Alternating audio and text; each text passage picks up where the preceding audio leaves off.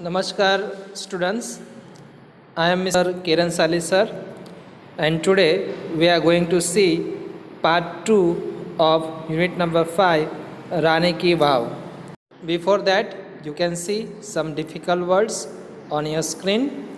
So students, you are requested to note down all these difficult words along with its spelling and pronunciation and also its meaning in your notebook. So students, let's start unit number 5, Rani Ki Vav, part 2. There are nearly 400 big sculptures of different gods and goddesses in the Vav at present. आज या वावमध्ये विविध देवी आणि देवतांच्या जवळजवळ 400 शिल्पकृत्या आहेत. These numbers would have been many more in the past in its original structure. भूतकाळात मूळ स्थापत्यात या शिल्पकृतींच्या संख्या खूप जास्त होत्या. Each store has a narrow corridor for the visitors to appreciate beauty of sculptures and carving engraved on the wall. प्रत्येक माळवर शिल्पाकृती आणि भिंतीवर केलेल्या कोरीवकामाचे सौंदर्य बघण्यासाठी मुलाखत घेणाऱ्यांसाठी एक अरुंद रस्ता आहे. Even the pillars of the vav are not exception to it. वावमधील स्तंभसुद्धा यात अपवाद नाही. They display splendid artistic marvel on the stone. ते दगडांवरील भव्य कलात्मक श्रेष्ठता दर्शवितात. In fact, the vav is solely dedicated to Vishnu. खरोखर ही वाव खास करून भगवान विष्णूला समर्पित करण्यात आली आहे. One can find Vishnu in different shapes and postures. तुम्ही भगवान विष्णूला विविध रूप आणि मुद्रांमध्ये पाहू शकतात. Most of them present Vishnu in his 10 different avatar. मोठ्या प्रमाणात शिल्पकृत्यांमध्ये विष्णूला त्याच्या 10 अवतारांमध्ये दर्शविण्यात आले आहे.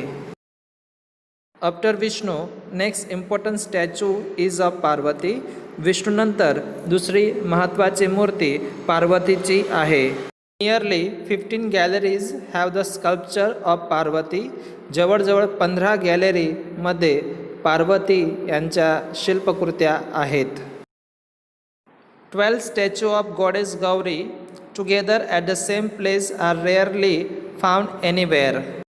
गौरी मातेच्या 12 मूर्त्या एकासोबत एकाच स्थळी भाग्यानेच पाहायला मिळतात. The Sun Temple of Modera has it, जे मोडेराच्या सूर्य मंदिरात पाहायला मिळतात. This vav has also all the 12 statues of Gauri, namely, या वावमध्ये गौरी देवीच्या सर्वच 12 मूर्त्या आहेत. त्यांची नावं उमा, पार्वती, गौरी, ललिता, श्रिया, कृष्णा, महेश्वरी, रंभा, सावित्री, त्रिशंदा, टोटल आणि Tripura. Besides, there are many statues of gods and goddesses. याशिवाय इतर देव आणि देवींच्या मूर्त्या सुद्धा आहेत. सच एज जसे की गणेशा, अग्नी, वायू, सूर्य, भैरव, चामुंडा, ब्रह्मा, इंद्रा, इंद्रायणी, वैष्णवी, वराही, महालक्ष्मी, कुबेर एक्सेट्रा वगैरे. There are also some of the rare sculptures of gods.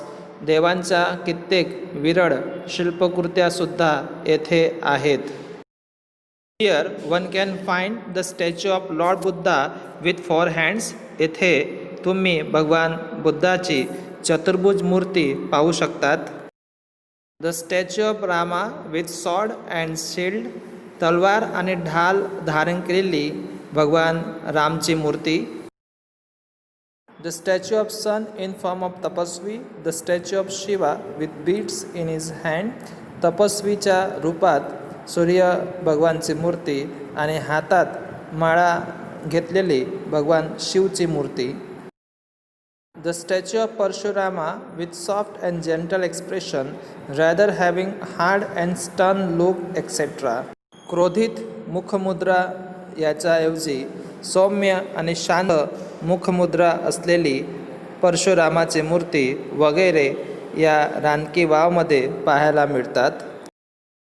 Some of the sculptures display contemporary lifestyle, folktales, animal and human instinct, etc.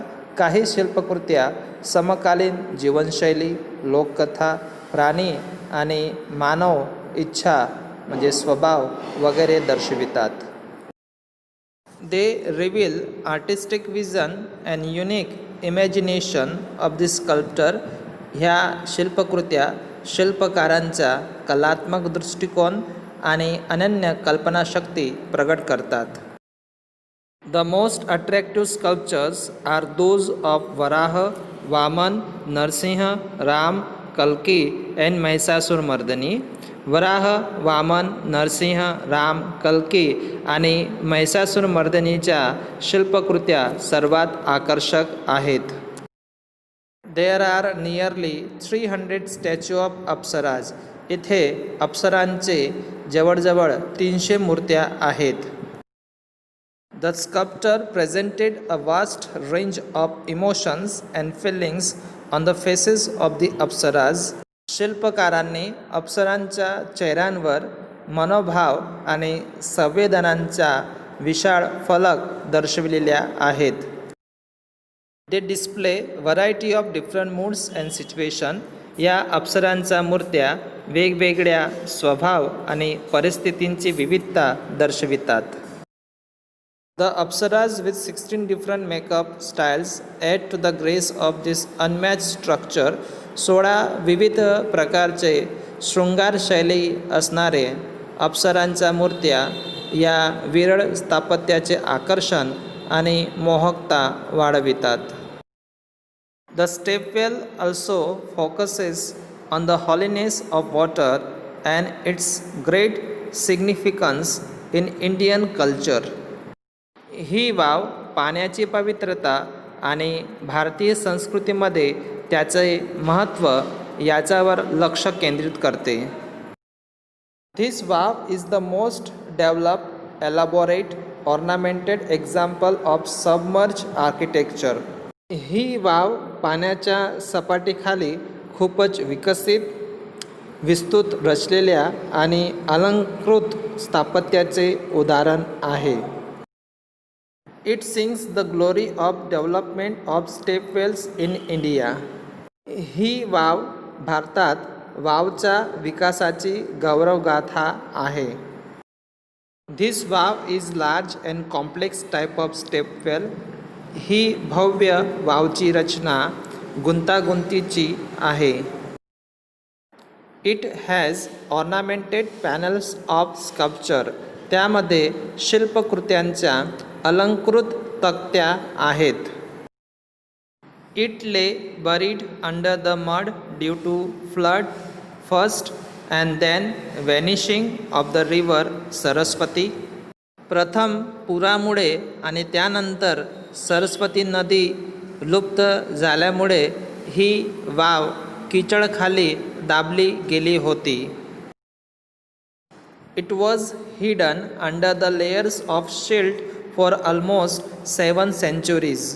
लगभग 700 वर्षापर्यंत ही वाव कीचडखाली दाबलेली होती. The Archaeological Survey of India (ASI) took a great care to preserve this structure. भारतीय पुरातत्व विभागाने या स्थापत्याला सुरक्षित ठेवण्यासाठी खूपच काळजी घेतली होती. In February 2013, ASI nominated this wow for the World Heritage Site. February 2013 मध्ये पुरातत्व विभागाने या वावला विश्व वारशाच्या स्थळांमध्ये नामांकित केले.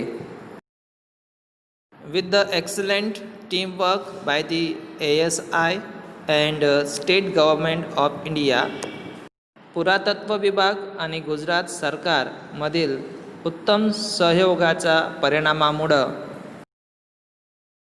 It got recognition by the UNESCO युनेस्कोद्वारा त्याला मान्यता देण्यात आली. फ्रेंड्स, या ठिकाणी आपण युनिट नंबर 5 रान की वाव याला एंड केलेला आहे. या पार्टवर आधारित होमवर्क तुम्हाला तुमच्या स्क्रीनवर दिसत आहे. तर मित्रांनो, हा होमवर्क तुम्ही तुमच्या नोटबुकमध्ये व्यवस्थित रीतीने लिहून पूर्ण करावा. धन्यवाद.